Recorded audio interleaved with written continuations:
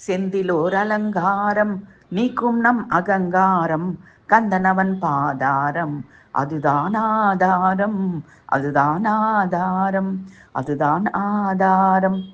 திருப்புகழ் நீ ஓது பிறப்புகள் இனி ஏது, திணைப்புணக்குரமாது கணவனுக்கு இணை ஏது, திருவடியே தோணி பற்றிட வருவாய் நீ, தெய்வமாம் தண்டபாணி திருவருள் பெறுவாய் நீ.